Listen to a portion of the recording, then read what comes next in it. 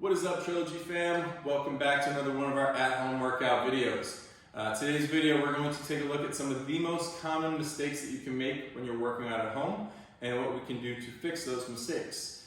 Since we can't be there with you in person, we want to make sure that everything you're doing it safely and you're doing it effectively. So follow along each of these movements and we'll figure out how we can make sure that what you're doing it correctly. So we're going to start off with a standard lunge. Most common mistake we see with this one is that the step is actually just too short. What happens when you take a short step, you go down, the knee goes out in front of the toe, and then the spine has to compensate, comes forward a little bit.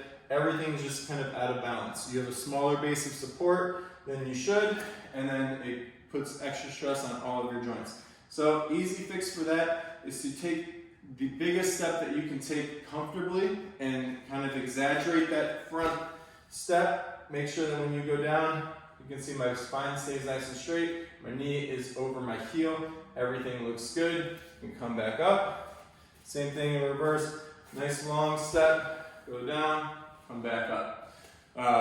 Really common mistake, really easy to fix. The other one we see with lunges is that what I call walking on the tightrope. So where when you take that step, your feet are actually on the same line, and then again, your balance gets thrown off. So making sure that the right foot stays in the right lane, the left foot stays in the left lane, everything is supported, everything looks good. Next exercise we are going to talk about today is going to be the push-up. Now, I think everybody knows how to do a push-up, but I think the most common mistake we see is the hand placement and what that does to your shoulders. So if we're going to kind of think about this as an aerial view, a lot of times what we see in the push-up position is almost like a T, like the letter T, where your elbows are out wide, you're pushing up and down, but putting a lot of stress on the shoulders. So what we want to see is a little bit more of a W, or I guess an M if you're upside down, like I am right now. But bringing the hands down more in line with your chest, making sure that the elbows are down at a 45-degree angle, not up high, and that what that's going to do is put the emphasis on your chest instead of your shoulders. So a lot of times we do push-ups and the shoulders are the first things that fail because they're smaller muscles than your chest, and you can't do as many as you should, and all around then we're just risking injuries on those shoulders. So bring the hands down, even maybe bring them in a little bit closer to your body as well, just put some more emphasis on that chest.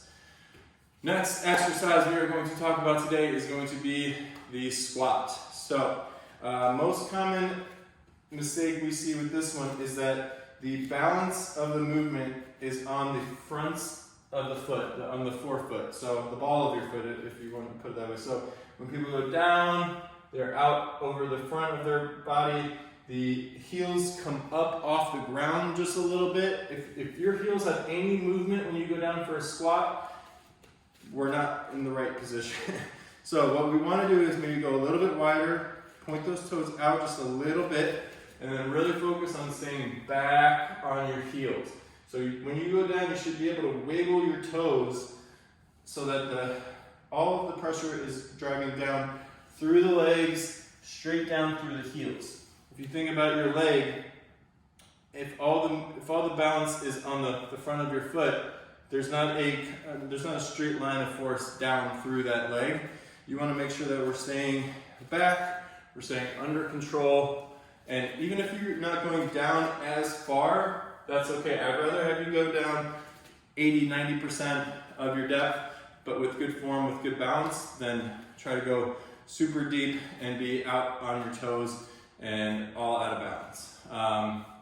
Last exercise we are going to talk about today is going to be the plank.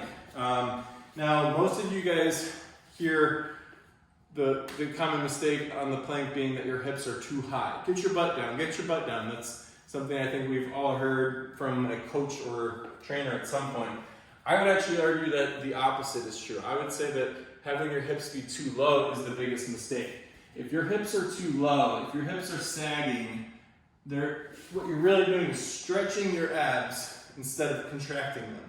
So it's really tough to get any benefit onto your core muscles, onto your abs, when they're always stretched out and you're kind of just sagging down in that plank position. I would rather have you be, well, the ideal position would be neutral, but I would rather have you be a little bit too high rather than a little bit too low. Now, obviously, if you go really high, butt up in the air, that's not ideal either, but you can squeeze your abs with your hips up high and still get that benefit of the plank. A lot of times you'll hear people, get your butt down, get your butt down. Going down too far is the worst thing you can do on a plank. So making sure that we're staying in either neutral or slightly above neutral position will give you guys the best results and make sure that your lower back isn't screaming either. Well, that was quick, that was easy. Thank you guys for following along. Hopefully you can take these tips, incorporate them into your workouts at home, and everyone will be looking good, feeling good, and no injuries. That's the goal. Thanks for tuning in, guys. Stay tuned for more at-home workout videos. We're still not able to go back to the gym yet, so we're going to be feeding this content in here. So check out our YouTube, check out our Instagram page, Trilogy CLE, pretty much across all platforms. Go check us out, and we'll see you guys soon. Stay safe.